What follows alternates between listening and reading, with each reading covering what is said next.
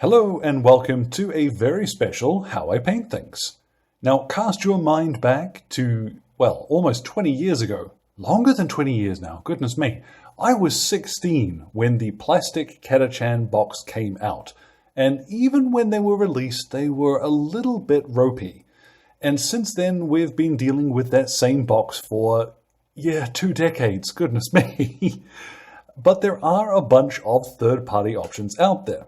Such as the case of this fella here. This is a 3D print from Reptilian Overlords, who do a range that they call Space Nam Infantry. And if you're familiar with what the Catachan guys look like, that's, a pretty fitting name. Now, this was actually really easy to do, and a lot of fun too. This print came off of my Elegoo Mars 2 Pro, which has quite a name, but was really simple. These pre-supported files don't take long to clean up once they're printed, and bonus, they're really cool once they're painted. As well, if you don't have a 3D printer, there are also licensed printers worldwide. Wherever you are in the world, you'll be able to get your hands on these guys, whether or not you own your own 3D printer. But I figure if you are looking at doing a Catachan army in this day and age, it might be worth investing in one. Who knows? Up to you there, one. So all of the paints for this will be listed in the description below. Let's get started. So once your fellas all cleaned up and assembled, I've gone ahead and hit him with a primer spray of Death Guard Green.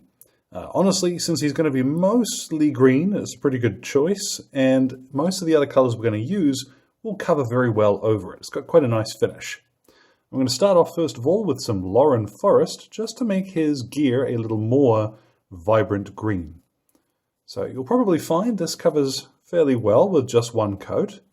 We're not looking to make it perfect, we just want to change up the color of that Death Guard green. So all of his uniform, don't worry about equipment and what have you, you can paint straight over his skin, will not matter.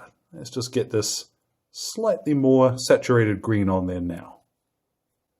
Now once you're happy with your green, we'll move on to some Ushabti bone. And I hear some of you going, but that's too yellow, that's too light. But trust me on this. I'm using here one of the Artificer layer brushes. I tend to find these keep the point a little longer. What I'm going to do is just wiggle on very carefully some little random shapes. Now I am cheating a little because I have the Catachan Colonel, that limited edition figure that they did. I've got him on a tab on my PC just behind me, so I am stealing some of the the pattern from that, but all that matters is just getting little wiggles. And when you come near the edge of any areas, like under his knee pads for example, don't stop as though that were a hard edge. Paint straight up to it and sort of go under, because that will look more natural for your pattern. So I'm going to go over the whole miniature and all of the areas on his jacket for example, which are cloth. I'm going to paint a little bit of this on there too. Now you'll find that does take a little bit of practice, but you can have something open to help you cheat, essentially. And that's what I did. I'm just copying what I thought looked cool. We're going to move on and do much the same thing again with black. This time using the same brush. Now this time you want to move in and either cross over some of the yellow parts that are going to be yellow later. You want about the same again in black with this. So let's do that, whispering as I concentrate. Now the black stage I always find a little easier to do because it tends to cover just that little bit better. The important thing is to keep your tip on your brush and go slow. While you're getting used to the idea of wiggling little lines on there, take your time, try to keep it as random as possible. Now to shade all of this, I've shaken up some Seraphim Sepia rather than Agrax Earthshade because I do want a slightly yellow tint, and this is why we've used Ushabti Bone for the camo. So I'm going to apply this fairly generously over all of the uniform, and same with everything else. I'm not really fussed if I do end up hitting gear or what have you. Let's just put a coat of this on and see what we get once this is dried. In about half an hour. Now once that's dried, you'll see Seraphim Sepia actually does some interesting things to a light green, which I really like. Now let's flick him so it's a little easier to see there. that works quite well, and it does tie in that little bit of yellow from the Shifty bone. If you did want a slightly different finish, I'd suggest maybe Ungor flesh for that. I've used a Shifty bone because it's a colour you're likely to have.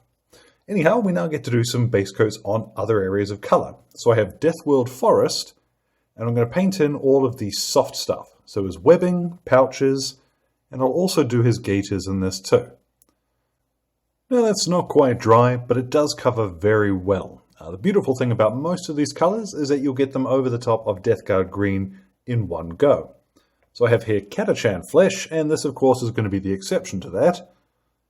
It will cover very well, but you'll probably need to come back in a couple of little areas just to touch up. And when it comes to any armor plates or other hard gear that this guy's wearing, I'm using Caliban Green. And I'm going quite dark for this because I want a bit of contrast on the miniature between dark areas and light. So these knee pads I'm going to paint in with this. And I'm also going to paint in this, what do you call it? The armor plating on his chest here. Now, it's up to you here whether you would want to do his gun in this as well, but I would suggest keep it nice and simple. And I'm going to paint that black in a minute.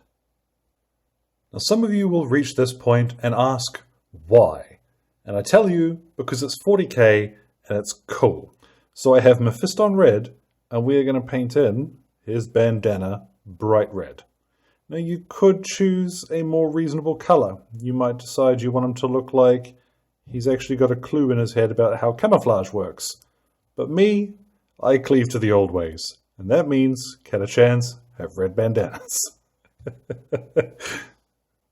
Now we can go back to some black, and I'm going to paint in pretty much the rest of everything else. So his boots in black, his gun in black, and if you have assembled these guys with the packs, then I'd suggest the piping here looks good in black too. Now one last step I'm going to do here is to grab a little dry brush and a tiny wee bit of Necron compound. You want to be leaving almost nothing behind as we lightly dry brush along the weapon. Now this is just going to save having to do anything with it later because we're going to shade this. But if we do make any mistakes and sort of go overboard now, not to worry, because you'll find that we'll be able to just highlight fingers and what have you, and not worry about this. But for now, that's plenty. Now once you've done that, I've gotten just a little bit of white scar to dot in any skulls. Honestly, that's up to you whether you want to do those in whatever sort of colour you like. But I have here my medium layer brush, and we're going straight to Agrax Earthshade. I want quite a bit of control over where this goes because I want to try and avoid getting it onto his uniform.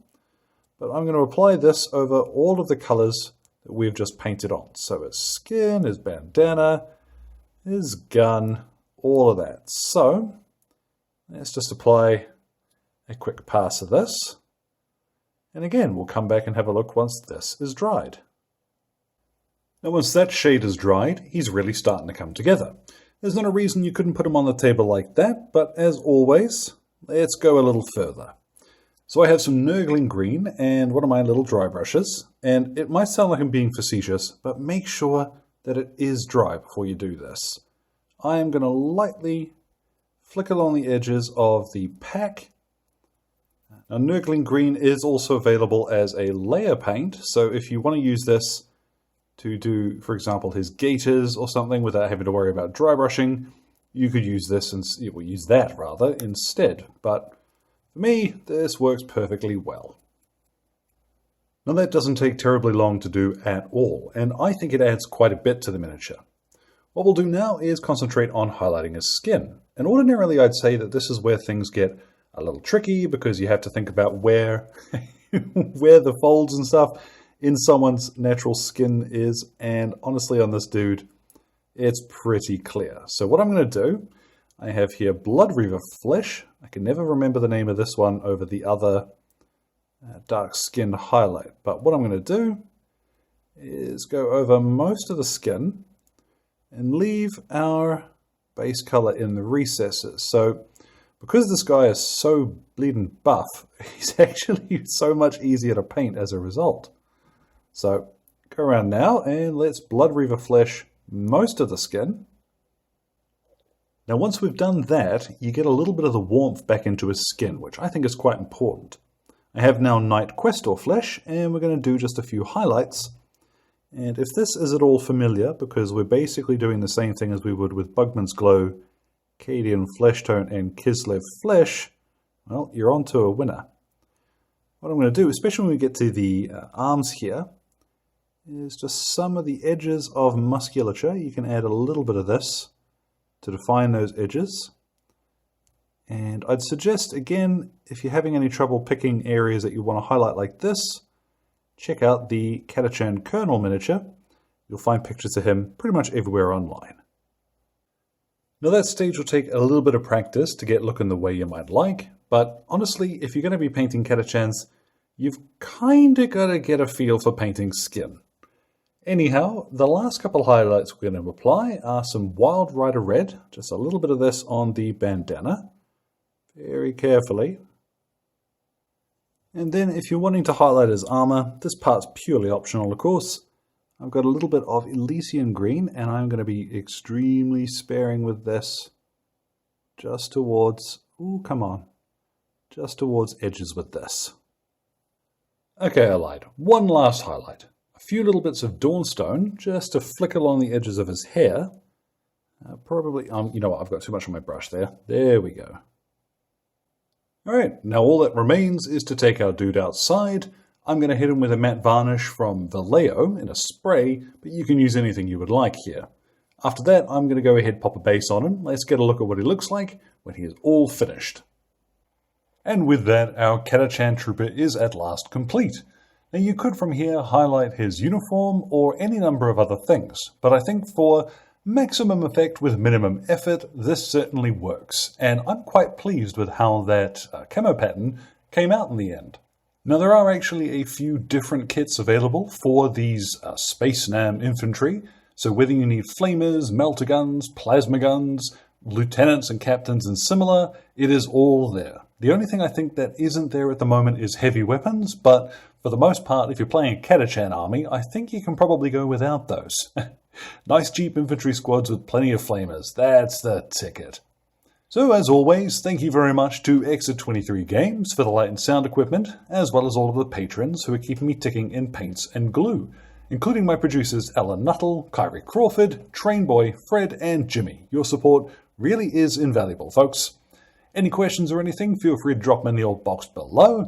My Twitter and Instagram are both linked there too. So thank you very much for your time, one and all, and you all enjoy the rest of your day.